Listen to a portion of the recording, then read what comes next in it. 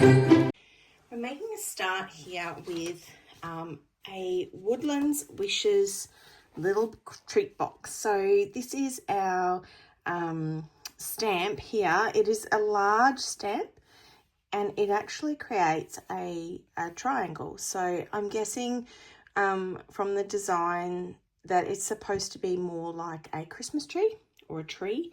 And we're going to use that today on a piece of white cardstock to create a triangular box that can be either a small gift or, for me, popping it on the table when we have Christmas in July. So I've got some friends coming over.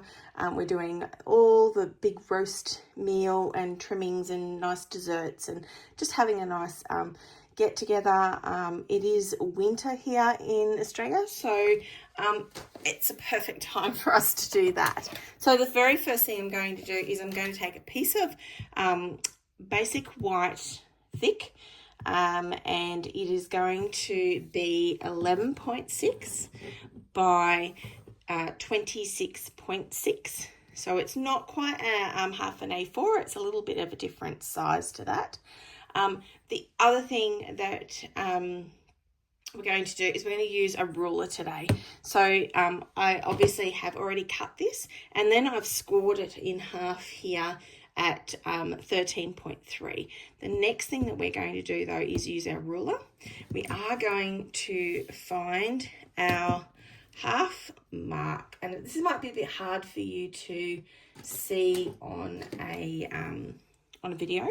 So 11.6, so that is, I'm just trying to think, 5.8, which is here. Now, the easiest way, if you wanted to do it this way, also could be you fold it, in half without actually creasing everything except for just the very top here. You get that little mark there, but you can see I've already done that mark there. I am going to use a pencil here just so that you can see the mark that I'm going to make here. I'm going to go from this scored spot in the middle up to the top center, and I'm just using a pencil first to show you where we're going to actually score that. So then I'm going to do exactly the same from that center up to the center here. Okay, now we'll bring in, you can do this either with a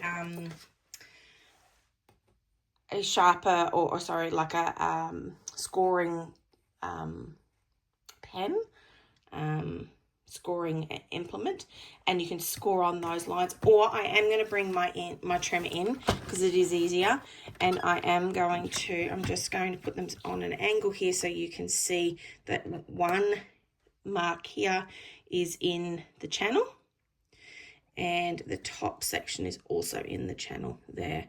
Just give yourself a few seconds to make sure that it's all lined up, and then use that to give it a nice good line in here.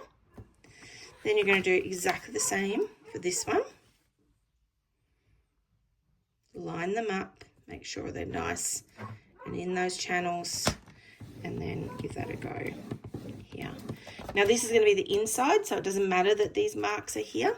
We are going to use our bone folder. Now you're going to need to use lots and lots of crisp edges for this one. So you can see already that this forms a triangle. Just going to move this to one side. Now, yes, I am only doing one side. I'll show you why in a moment. We want this to go right to the edge. This one here as well, all the way to the top. So that's your triangle there. Now, to get that to be exactly the same, I'm going to hold them flat, and I am going to, I don't think that's going to, this way, sorry. Do it the opposite way and use that to pull the second side across. You could use this with your trimmer. I'm just cheating. This is a great way to do it, particularly if you don't want to be doing lots and lots of scoring and making sure that it's all straight. Okay, open it up and then go back and more creasing on those lines. This way it's exactly the same as the front. And when we put it together, the two sides that come together like so, this forms the box. So we're going to now make it nice and flat. And I'm going to come in and I'm going to use our stamp to actually stamp within that section. Okay, I've brought in my Stamparatus. You could use whatever type of positioning tool you want. Now, the reason I'm saying that is I just want to make sure that my stamp gets plenty of memento ink and that I get this in exactly the center that I want it to be, so that I don't have to worry too much about, like wasting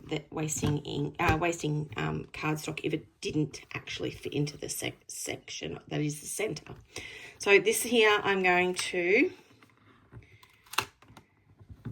put my memento ink onto here.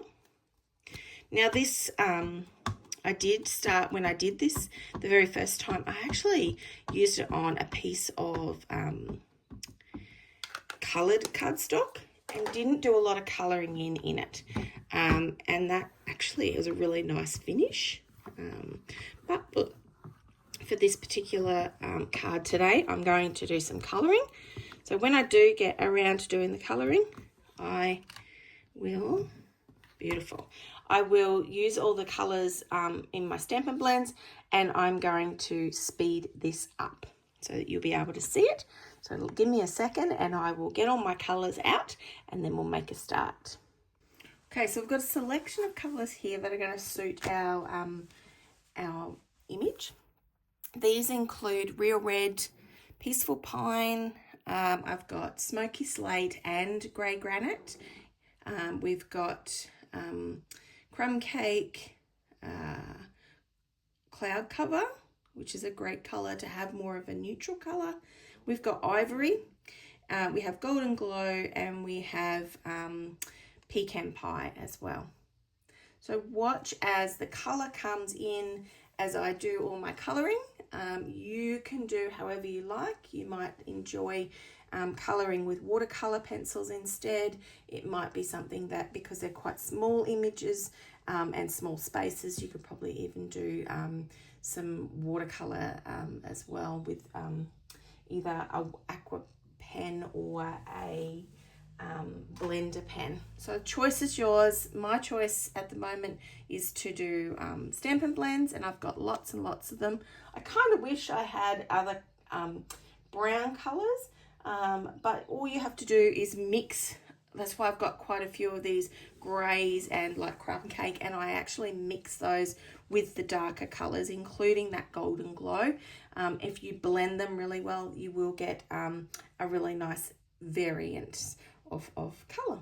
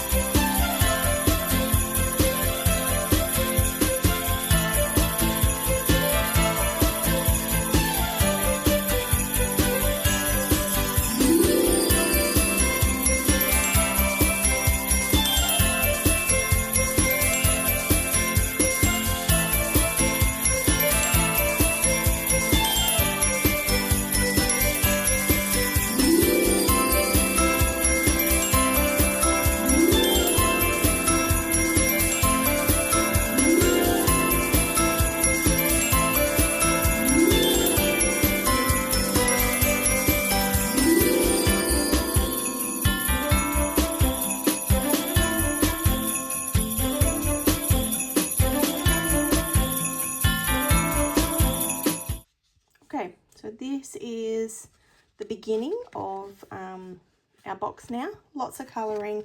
Like I said, you could do it a lot more simple. But now what we're going to do is I'm going to move all of my blender pens to one side, and I'm going to bring in a blender brush or brushing. And we're going to add around the outside, and I'm going to use red. So instead of using real red, which is the colour I have used in the Stampin' Blends, I'm actually going to use Cherry Cobbler. Now Cherry Cobbler is going to be a more vibrant and probably a bit easier to blend. I have got, I'm trying to find my little, I need to do that to protect my surface. I will bring in my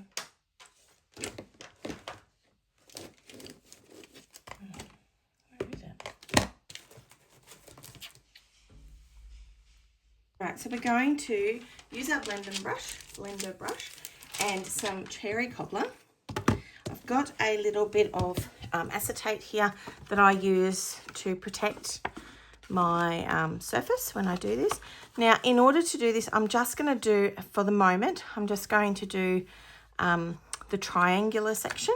So I'm folding it backwards, add some ink to my brush, take some off, and then start adding some to the edges. Just on the edge, don't go too close, otherwise you'll go over your all the work you've done at colouring in. But the whole idea of this is to bring it in slowly so that you don't have a big white space anymore. You can see Cherry Cobbler is very pigmented, so didn't need lots and lots of colour on there for it to be like if the edge is very deep, very red. So I've done one, so when I undo that you can see quite a crisp line. I'm going to do the other side now. A little bit extra and bringing this over. Like I said, not too close yet.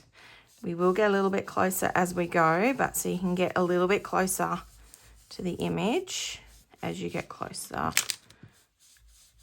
as you do more colour, I should say. Use the ink that you have tapped off to get that blending happening.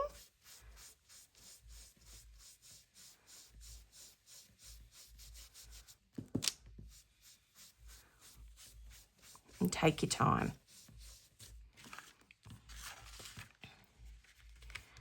I'm just going to go back in and do a little bit more, and then just sort of do those small circles so it's a little bit closer to the image, particularly down the bottom here.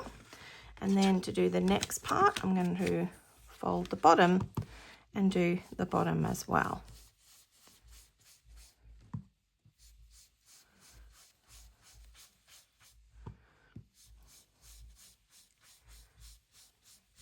Now, when you're using a blending brush, make sure that you brush clockwise and anti-clockwise.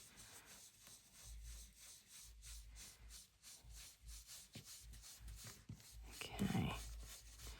So far, we're looking pretty good, like that. And now I'm just going to add some. Now, this is going to be the front. This is going to be inside this back one. So we only really need to just, I'm just going to add a little bit of colour here. Exactly the same here.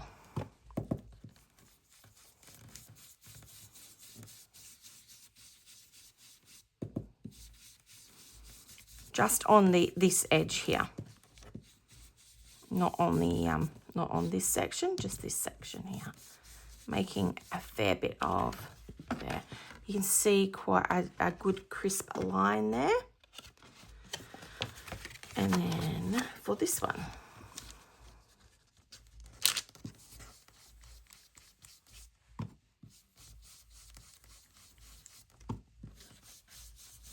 now I have a whole heap of different types of blending brushes. Mine, I keep them fairly clean so they don't have tons and tons of ink on them all the time. So we got all of that. Now this little section here, if you wanted to, in the stamp set itself, it's got lots of really small images, including some stars and things. So I'm going to add some of those now. I'm just going to move that to the side and use a small block here. And I have little stars, and I have, like, it has several others. I'm not going to use the black. I'm actually going to use our garden green. Garden green will get picked up a little bit more in our image.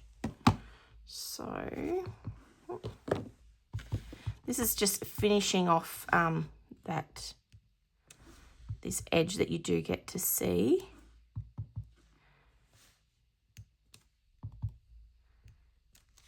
When this box comes together.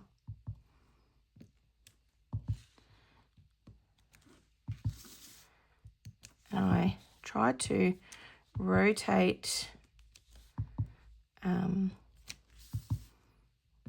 stamp a little bit around, so it's a bit random. Okay, like so. Now you could, if you wanted to, you could bring some green blending in as well if you wanted to. I'm going to keep it white for now, and this box here is then going to be filled, but to do so we're going to actually pop some little holes in there. So you're going to need a hole punch. Now I use a crocodile to do this, and I find the easiest way to do this is to have one side at a time. So we push the two edges together here, and then I'm going to go in here and I'm going to pop in the center of it, a hole. And on the other side, we'll undo that one, pop this one in here, get them all nice and lined up, open it up, get this into the center, and we don't want it too deep. We want it to sort of be nice and close to the top. So it's just going to put a little ribbon on there. Now this is the time before you do anything else is to add a little bit of Wink of Stella, which is how I'm going to do today. Now I've got a brand new Wink of Stella, so I have to be very careful, and I've got it sitting up. So this is just so that my actual brush isn't on too much of an angle. When they're new and they're really full, you do tend to find you get a lot more of that glitter coming out quickly, so you've got to be careful. So this is just a matter of adding a little bit without adding to the point that you've added way too much. So I'm literally just adding enough to sparkle, but without covering all of that colour. And I'm not doing our stars. I know that you kind of, it's intuitive to do that, but I'm not going to. Like I said, I'm just adding some touches here of the glitter.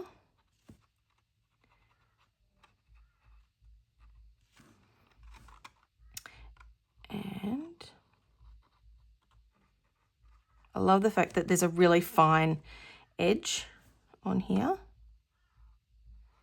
because that's all we really need. trying to add. There we go. Now let's see if I can bring that up and see whether or not you can see all the touches that have been added. There's a tiny bit of glittering there, you can see. Better in sunlight, but there we go. Okay, so to pop this one over to the side, and I'm going to actually create, to match this, I'm going to create a little tag.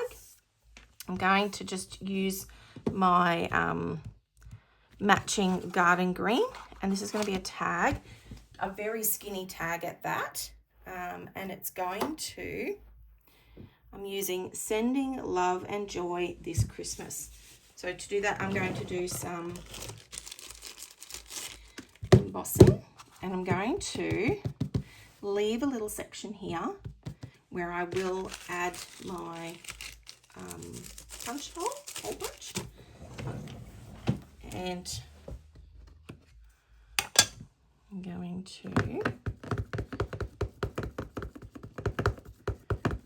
yeah. Now there's several different sentiments you could use, of course. This is just the one that I'm using for now. Nice. And a piece of cardstock so that I can tap my white embossing folder over, powder over the top. Now I think I've pushed it down a little bit too far, so they're a little bit thick, but that's okay. All right, it'll get the idea. Now I love the fact that not only is there a big stamp in this set, but there is also some individual stamps. So I'm just going to heat emboss this first. And then I'll add one of these cute little images as well.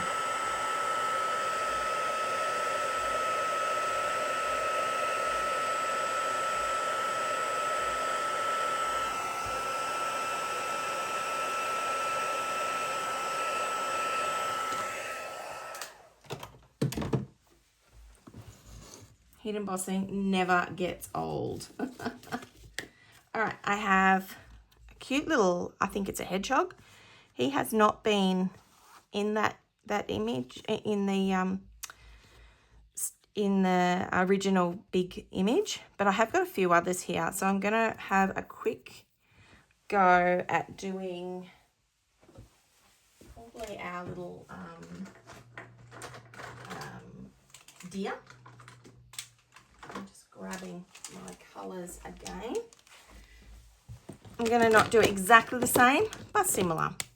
So I'm going to start with some of our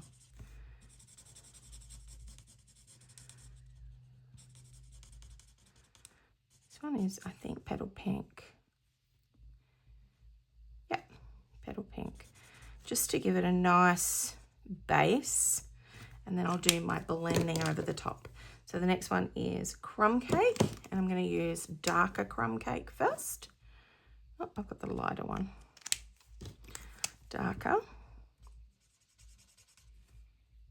Sorry, this is ivory, beg your pardon.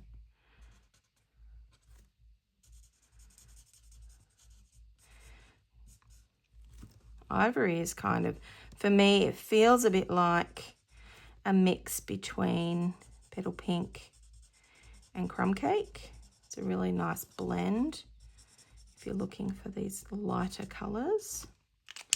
Now I'm going to go in with my light crumb cake, and they blend really nicely to make them, they match quite well.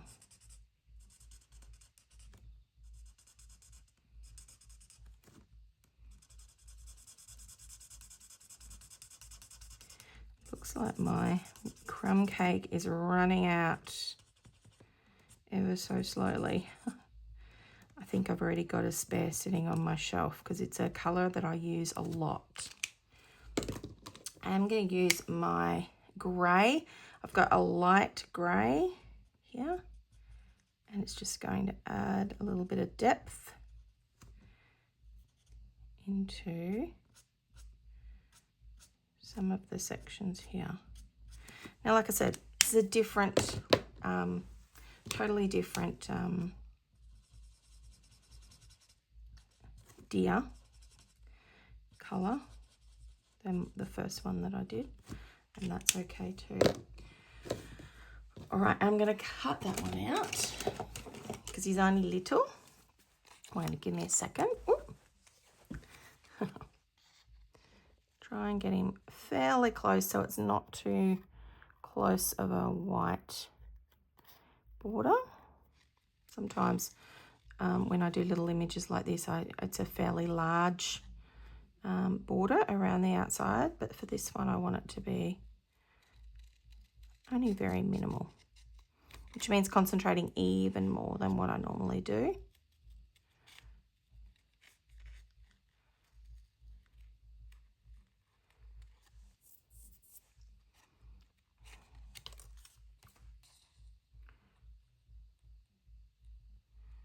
Now I'm actually going to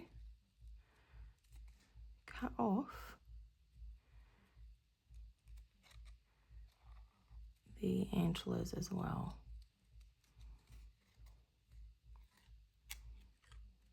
For this one.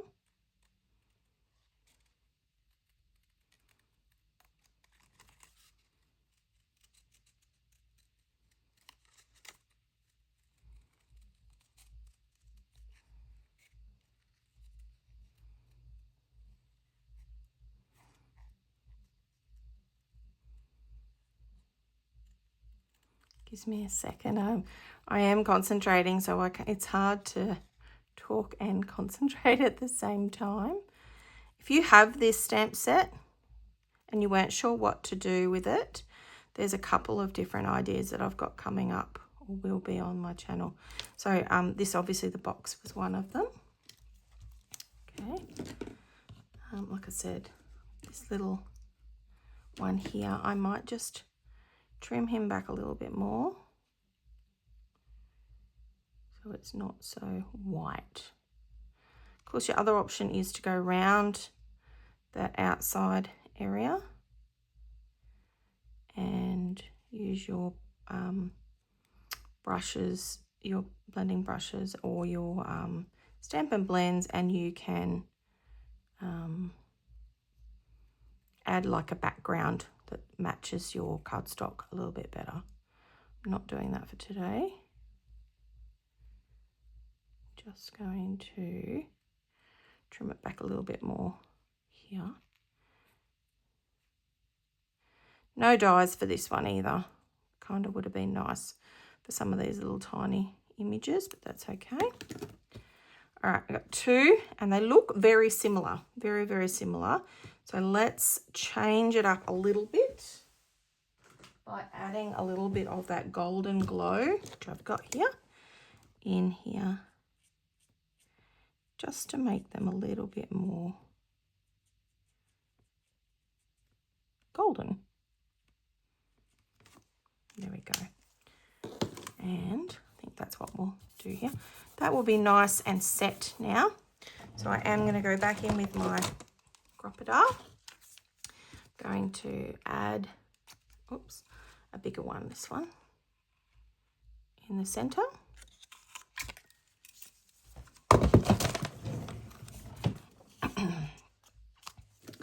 And I am going to, down here, I should probably stick this on just to give an idea. Here, he's going to hang off here, and this one up here. Or maybe I'll have him down there. No, up here. So I'm going to glue them down before I actually do anything else. So what I might do before I add any more is I'll come back in with my golden green and those little stars, and I will just add a few as this background so that you've got them on here.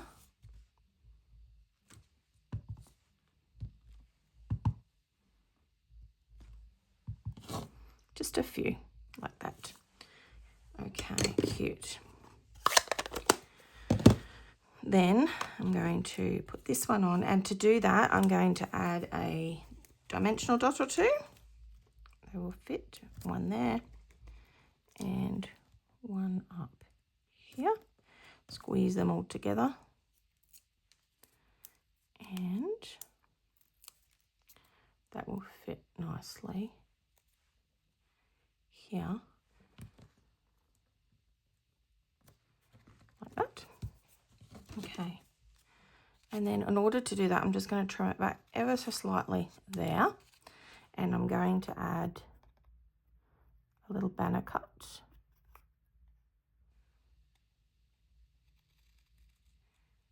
Yeah.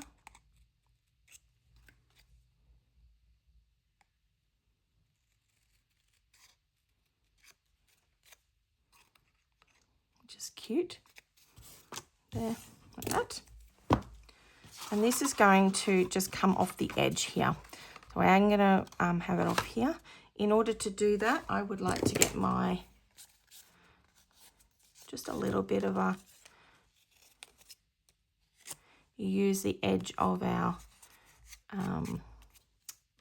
bone folder and just give it a little bit of a flick. And that just gives a lot of texture onto here. And I'm going to add some ribbon, and we are done.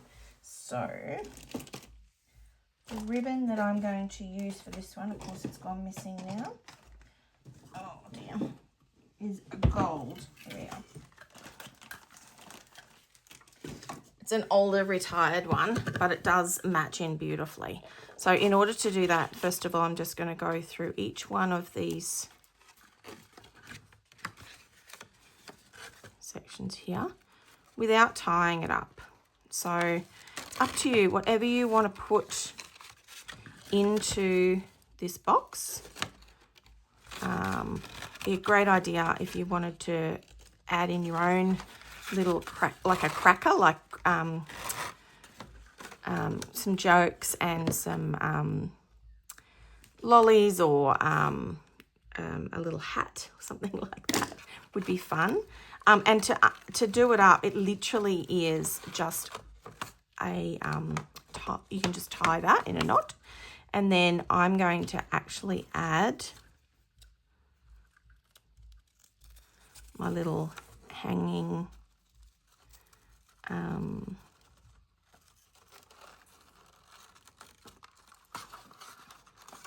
want it to be on this side, like so.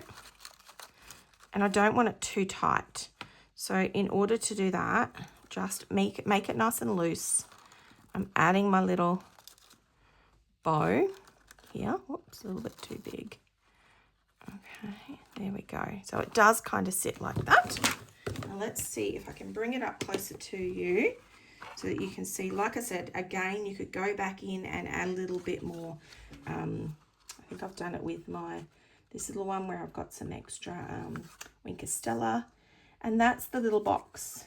Quite simple. Like I said, there's no pattern paper, there's nothing sort of, you could write someone's name on the back or even on their little tag as well. Hope you enjoyed that, everyone. This has been a fantastic little project to have for our Christmas in July. It is a hop. Make sure you are liking and then going on down to my description and checking out to see what everyone else has got in store for you as well. This is either going to get you ready for Christmas early, like I need to be, or like me as well, maybe adding in a little dinner party or something for Christmas in July. We're looking for something festive halfway through the year. All right, thanks everyone for joining me. See ya.